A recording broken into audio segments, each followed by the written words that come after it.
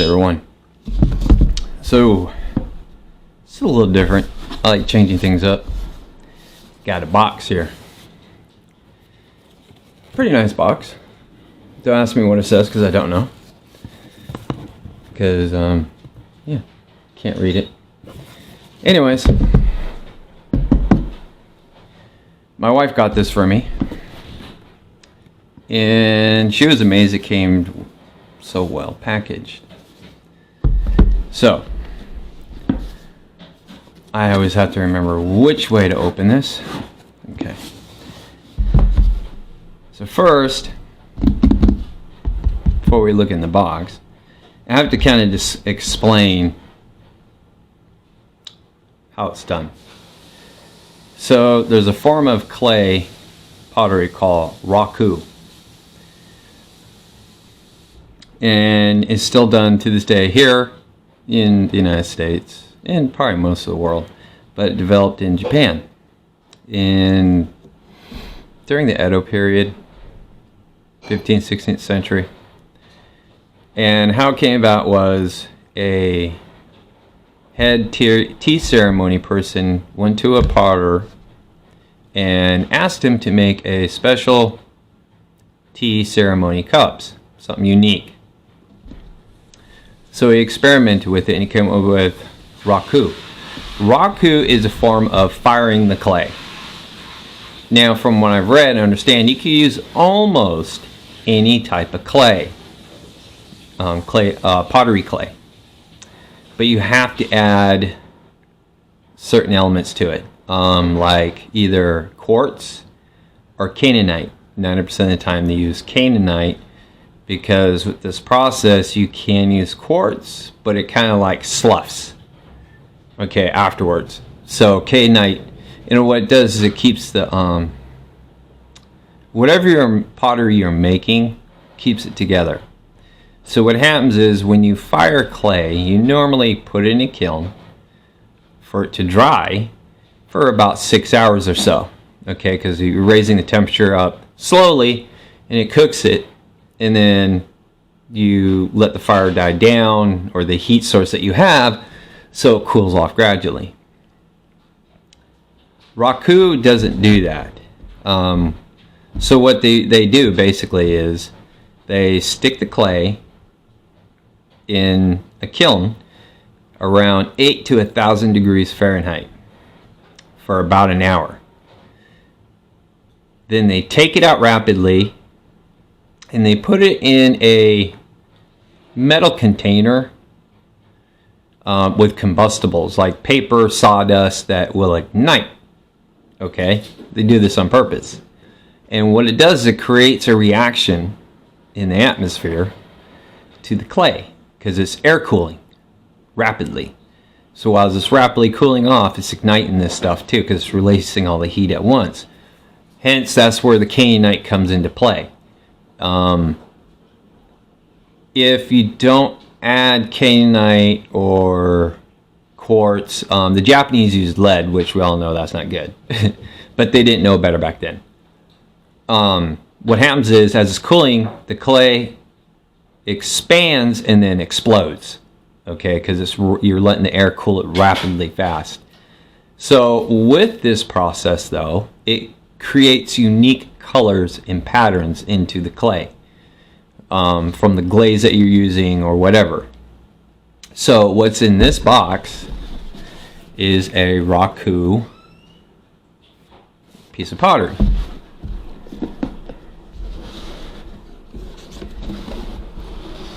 And it is called a Honshu, named after the island, mug. So I will, as soon as I get it out of here. So this is a Raku pottery. So when they fire this thing, they'll put the glaze on. When they take it and they put it in the combustible deal, it changes everything. So it'll give you different color patterns, different textures, everything. So it's kind of a unique thing. It's got quite the design. This is the lid And it's actually really, really nice. Okay. Now, here's what's so cool about this cup. Take this out, and this is all Raku. You have a screen on the bottom of that for your tea. So basically you put your tea in here, your water obviously in the cup, and you put this in there. Take your lid, put it on top, and now it's steeping. So this has got a matte black finish, and then on the inside has that high gloss glaze. Okay, and it's got a wooden handle put into it. It's a very nice cup that my wife got me. I cannot tell you where she got it. She got it for me for Christmas, but it's really nice. So if you want to look them up, just look up Honshu coffee cups, or coffee/tea cup, because this is for both. You can use this for coffee or tea. Oh, my cats. Hang on a second. Okay, we're back. Fixed that. And my wife just corrected me. It's not Honshu, it's Haku. H-A-K-U. H-A-K-U. Haku mug. Sorry. That's right.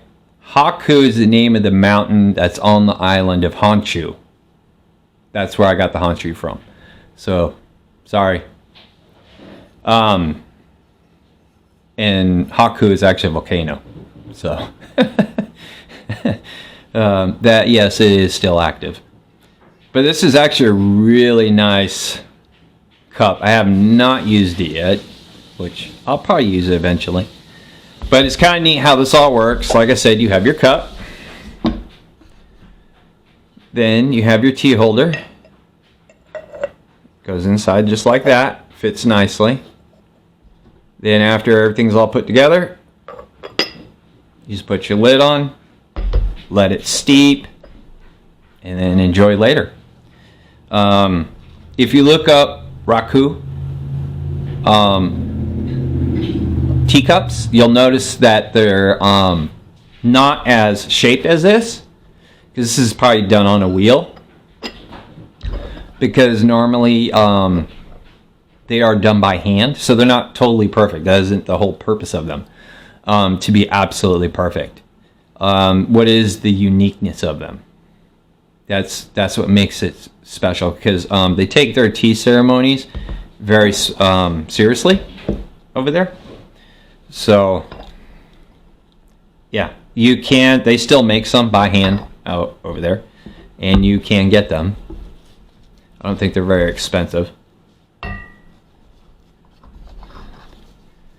But this is kind of a cool, like I said, little box, and it's just cut out so you can put it back in there and keep everything safe.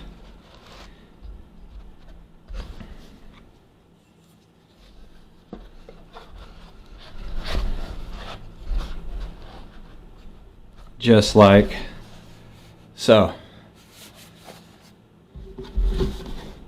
Yeah, I thought this was really cool that she got this for me. And it all just goes right back in. So yeah, I thought I'd share that for everybody. So if you like coffee, you like tea, and you want a different type of cup, or you want to be able to enjoy both, that's a good little cup right there. Not going to hold a lot. It's not a big one, but that's okay. In fact, we got tons of tea we still have to try out. But I'm glad everyone who was able to make the live, that was like a spare of the moment thing. I put out a community post just to see if anybody wanted to see me go live. And then everyone can thank Bird because he made his rounds, I guess, and told everybody, which thanks, Bird. I appreciate it. But for those who didn't catch the live, going to be doing another one this week, so don't worry. Thinking about maybe New Year's Eve. Not sure. I don't know yet. But I will let everybody know when the next one's going to be. So everyone take it easy, and we'll see you later.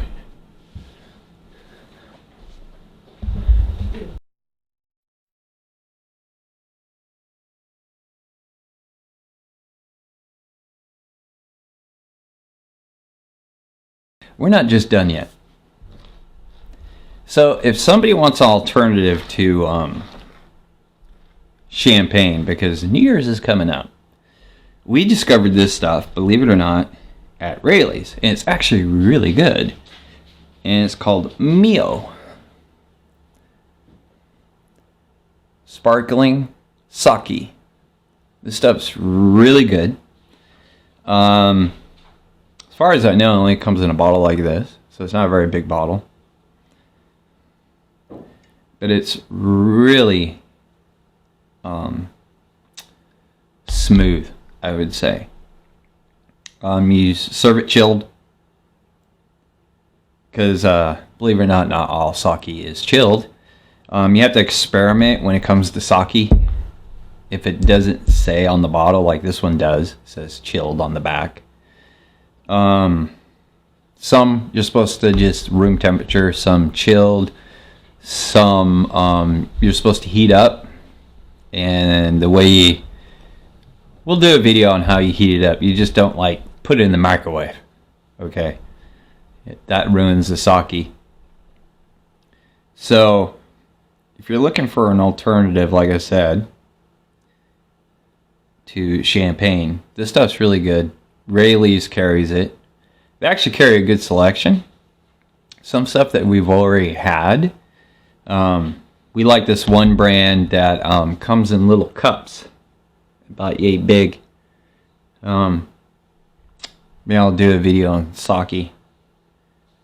But they're really handy little cups, because after you're done drinking the sake, it's designed that you can use as a drinking glass. So, and it has a really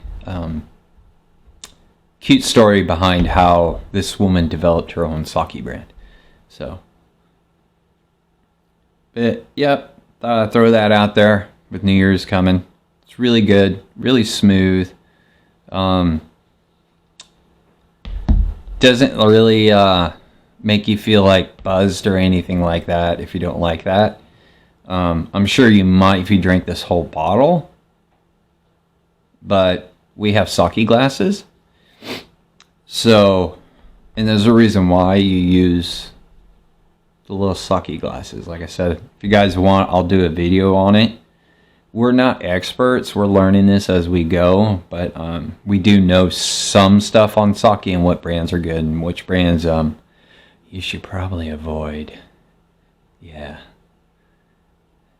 Just avoid altogether. So now that is it. And we will see you guys later. Like I said, I'll let everybody know when the next live is this week.